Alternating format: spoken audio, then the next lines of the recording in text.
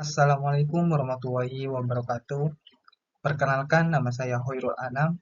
Saya Prodi Perbankan Syariah Universitas Islam Al-Ihya Kuning.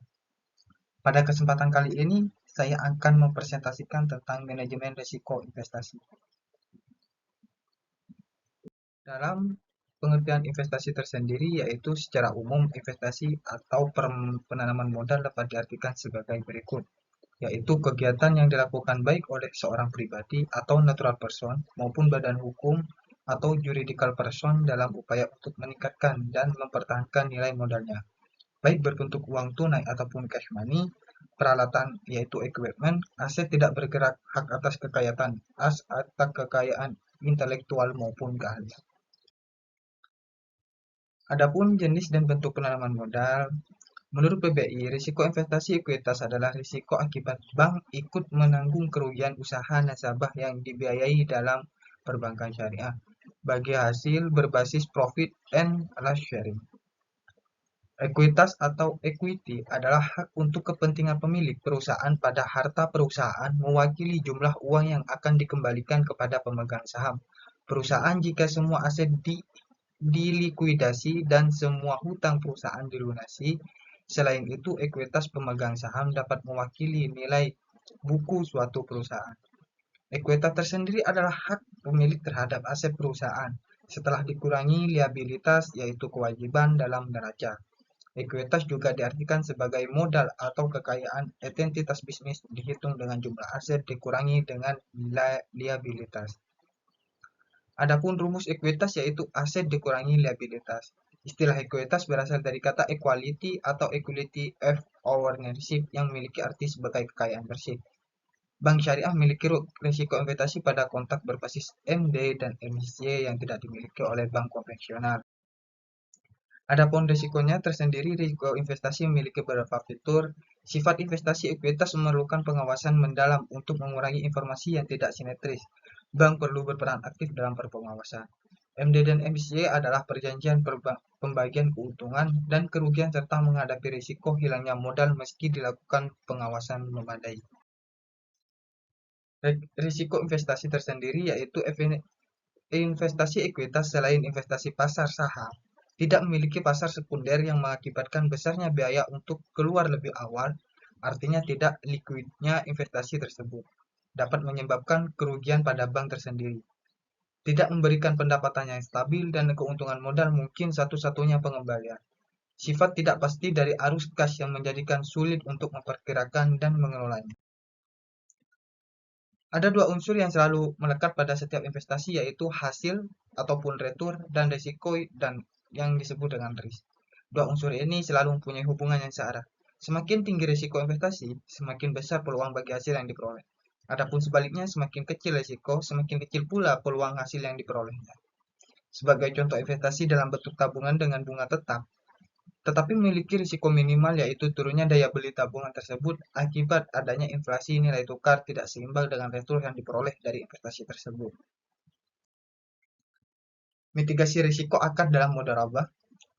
Bank salah menilai kemampuan nasabah atau debitur dalam mengelola usaha yang dibiayai. Mitigasi yang harusnya dilakukan. Yang pertama yaitu membuat divisi khusus untuk validasi data dan informasi, membuat divisi khusus untuk menangani pembinaan nasabah debitur dalam hal manajerial, motivasi, dan spiritual, membuat standarisasi formulir kebutuhan data informasi yang harus diisi oleh nasabah ataupun debitur, meminta anggunan ataupun jaminan ke informasi dan fasilitas data informasi yang disediakan oleh debitur ataupun nasabah. Debitur atau nasabah melakukan moral atau hazard mitigasi risikonya. Bank perlu mengenal lebih jauh nasabahnya. Bank perlu memastikan bahwa debitur ataupun nasabah memiliki pengalaman yang memadai dan menyusun lab keuangan serta aktivitas lain yang diperlukan sebagai bentuk pertanggungjawaban. Bank memastikan debitur ataupun nasabah telah menggunakan dana yang Anda tidak melakukan CD streaming. Bank melibatkan debitur ataupun nasabah dalam menentukan nisbah bagi hasil. Kebijakan anggunan perlu disesuaikan dengan tingkatan debitur ataupun nasabah. Debitur tidak hanya menyerahkan bagi hasil sesuai perhitungan yang disepakati oleh mitigasi risikonya. Bank tetap mengakui haknya sebagai pendapatan bagi hasil dan piutang bagi hasil. Bank tetap mengusahakan agar debitur atau nasabah menyerahkan bagi hasil yang menjadi hak bank. Mitigasi risiko akad musyarakah, bank salah dalam menilai kemampuan debitur ataupun nasabah dalam mengelola usaha yang dibiayai oleh bank. Adapun mitigasi risikonya yaitu sebagai berikut: membuat divisi khusus untuk validasi data dan informasi, membuat divisi khusus menangani pembinaan nasabah ataupun debitur dalam hal manajerial ataupun motivasi yang spiritual, membuat standarisasi formulir kebutuhan data informasi yang harus diisi oleh nasabah ataupun debitur, konfirmasi dan validitas data atau informasi yang disampaikan oleh debitur ataupun nasabah.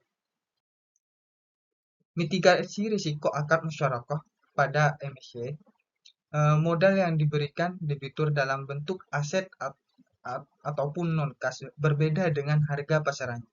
Mitigasi risikonya yaitu sebagai berikut: mengecek harga pasar aset non-kasnya, bekerjasama dengan lembaga penilaian independen untuk menilai aset non-kas tersebut. Debitur melakukan moral hazard mitigasi risikonya yaitu sebagai berikut: bank perlu mengenal jauh lebih nasabahnya. Bank perlu memastikan bahwa debitur ataupun nasabahnya memiliki pengalaman yang memadai dalam menyusun lab keuangan serta aktivitas lain yang diperlakukan sebagai bentuk pertanggungjawaban. Bank memastikan debitur ataupun nasabah telah menggunakan dananya dengan tidak melakukan seed trimming.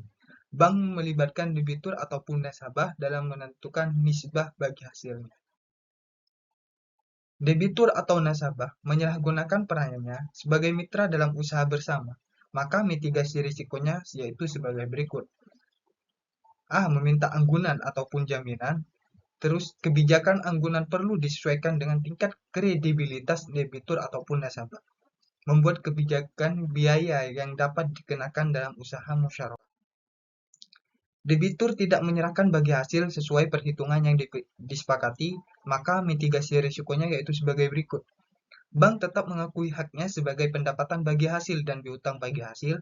Bank tetap mengusahakan agar debitur ataupun nasabah menyerahkan bagi hasil yang menjadi hak. Adapun langkah-langkah penerapan dalam manajemen risiko investasi, yaitu penerapan manajemen risiko investasi adalah proses untuk merencanakan, mengelola, dan mengontrol risiko kerugian pada saat berinvestasi.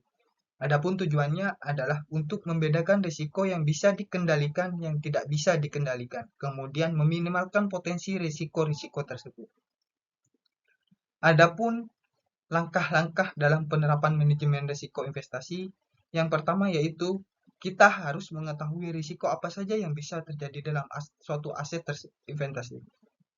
Mengetahui alternatif apa saja yang bisa diambil untuk mengendalikan risiko dalam investasi tersebut. Menetapkan strategi rencana pengendalian risiko investasi dan menyusun rencana kontrol risiko dalam selama berinvestasi pada aset pilihan. Adapun berbagai tips untuk meminimalisir risiko investasi, yaitu kita harus mengalokasikan dana ke berbagai instrumen investasi. Kita harus melakukan riset terhadap apa yang harus kita investasikan. Kita harus menyesuaikan instrumen investasi dengan profil risiko. Kita harus memilih investasi jangka panjang. Kita harus mengikuti perkembangan pasar investasi. Kita harus berkonsultasi dengan penasihat keuangan. Hindari mengikuti orang lain. Kita harus bangun kepercayaan dengan manajer investasi. Mungkin itu saja yang bisa saya sampaikan. Kurang lebihnya saya mohon maaf. Wabillahi taufiq wal hidayah. Wassalamualaikum warahmatullahi wabarakatuh.